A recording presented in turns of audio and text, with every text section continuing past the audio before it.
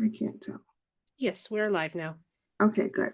Good morning, everyone. I am Dr. Falana Jeremiah, the Transportation Planning Coordinator with the Regional Transportation Authority of Pima County. And today it is February 13th and it's 11:02 a.m. And I'm going to call to order the 2026 public hearing for the 5311 grant. Thank you for coming today to the hearing. Okay. Thank you for coming to this public hearing. The point of this hearing is to allow the public to have a chance for public commentary.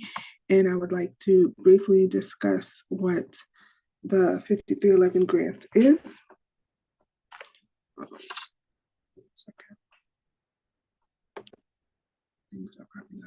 Okay, can we move to the next slide, please?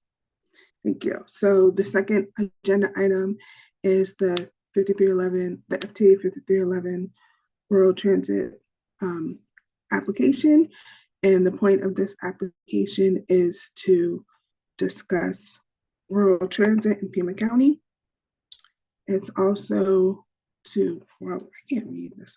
Okay. It's to support the services for rural and small urban areas in Pima County. Why is the screen? Whoa, what is my screen doing? Okay. You all can hear me, correct? Yes, I Yes, we can. can. Okay, my screen just keeps fluctuating and it's really odd.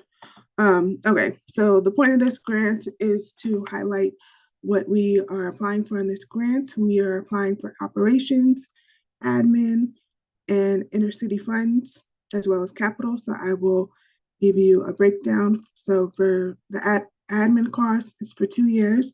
We are requesting $861,349 for 2 years. For operating, we are requesting $4,504,781 for intercity cost. We are requesting $858,053. And for capital, for the 2 years, we're requesting $1,418,166. And the other part of the grant, we're requesting other capital requests. We would like to continue our rural transit in Pima County. We'd also like to continue our demand response or the public paratransit, the DAR services, the admin costs for oversight and compliance. We also are requesting public preventive maintenance costs. And the other thing that we are asking for is vehicle replacement. The RTA is requesting funding for 8 new vehicles to support our public demand response. In rural transit, we want to right-size our fleet. This funding will allow the RTA and to continue its services and providing rural transit in Tucson. And we want to maintain compliance with federal requirements and replacing aging vehicles to ensure safe and reliable transportation for our rural residents throughout Pima County. And that is the point of our public hearing. However, there's no staff. There's no public to comment. So I guess we're going to give it a couple more minutes.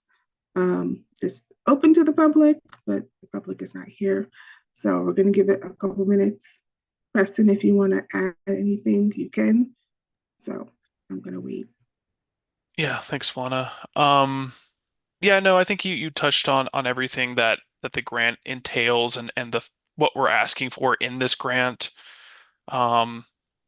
Again, this is a grant that is specifically for rural public transportation services, and the services that are eligible for this funding are all of the Ajo services. So we have a public dial-a-ride in Ajo. We also have an intercity bus route that travels from Ajo to Tucson every day, which is also eligible for this funding.